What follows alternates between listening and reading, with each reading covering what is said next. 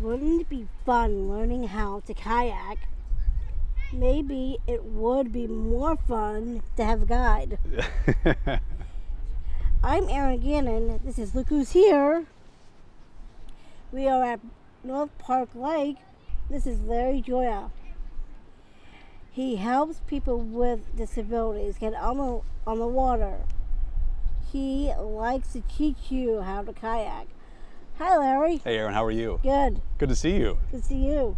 Thanks for coming out on this beautiful day today. No problem. This is perfect.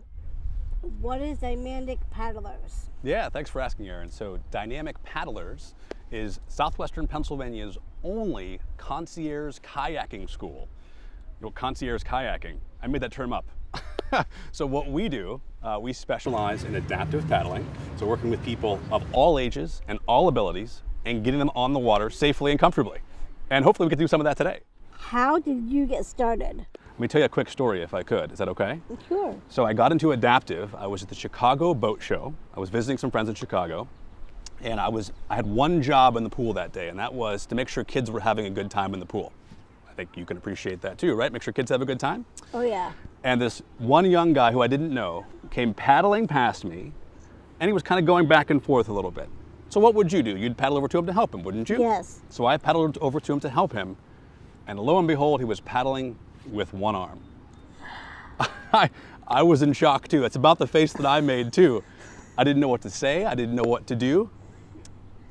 Good job, buddy. That's all I could really say, right? Yeah. I really had no words to use. I was pretty much in shock. And as an able-bodied paddler, someone who paddles with two arms and two legs, didn't think anything of it. And so it got me thinking a little bit about what it means to be a kayaker, what it means to think about adaptive sports. Didn't know that was even a thing. And so that young man changed essentially my life in terms of starting this school, because I'm now really into and very focused on working with people of all ages and all abilities. I've learned a lot over the years, and I'm still learning, and I hope to learn from you today. Okay. Yeah, so that's how it all started. Nice. Yeah. How do you help people who have trouble holding a paddle? Oh yeah, so good question. So we're gonna maybe show you some of the equipment that we have, right? And so the beauty of paddling is the first question I ask, and people come to me and they say, well, I couldn't possibly use my hands, I'm missing a limb, I have a spinal cord injury, I have a physical disability of some capacity, right? And the first thing I always ask them is, can you sit? Can you sit? Yes? Yes. You're halfway there. Oh, yeah.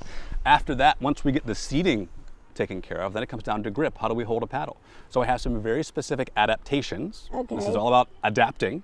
Just like I adapt my kayak or I adapt my situation, I'm going to help you, or in this case, someone who may not be able to grip a paddle, adapt as well. So I have some adaptations, and we can maybe show you some of that here in a little bit. It's Sure. very simple things to help someone get the grip they may not have naturally. How do you help people who have trouble with balance? Yeah, so balance, it's a great question. So obviously, being on the water, it's not nearly as stable as we hear sitting in these very nice chairs on land, right? So there's a couple things we could do. The first thing, Aaron, it comes down to having a nice posture in the kayak. So when we get out there, we're gonna be sitting up nice and tall, right? Yeah. So we're gonna make sure that the seat, essentially balance comes from sitting up nice and straight, but Yeah. also we can adapt the seat. So someone's sitting up nice and tall, Yeah. right? No seat belts in kayaking, remember that, okay? I know that. The first thing we're gonna do for balance is the seat. And then what we can do is so let's think about this when we were kids. Training wheels on a bicycle. Yeah. I have the equivalent for a kayak, believe it or not. They're just not wheels. They're sponsons or pontoons that we put on the back of the kayak to make it much more stable. Nice. Now, it does not make it so you can't tip it over. Good. But it makes it much more stable so that you can focus on paddling versus keeping the paddle upright, keeping the boat upright. What else can you help people with? There's yet to be someone I haven't been able to work with. And so just to give you some context, I've worked with some folks who have spinal cord injuries. I've worked with some folks who have limb difference, so they may be missing an arm or may have some loss of function in hands. I've worked with some folks who have amputees, so limb difference, so maybe they're missing a leg or missing an arm or a hand. Well, to show you how you paddle without a hand, we can do that too. And then I also work with people with non-physical disabilities, so intellectual disabilities, so maybe on the autism spectrum. I work with a lot of kids on the autism spectrum. Oh, wow. And so in that case, Aaron, it's less about the physical adaptations and more about adapting communication, which I know you're really good at, Yes. adapting teaching style, Yes. and adapting how we collaborate together. Can you teach me how to kayak? I think I can. Yes, I think we're going to do that today. Cool. I look forward to that very much. Absolutely. Are you ready to learn how to kayak? I'm ready. We'll look forward to it. Perfect. Thank you for watching. This is Look Who's Here. All Abilities Media. See you next time.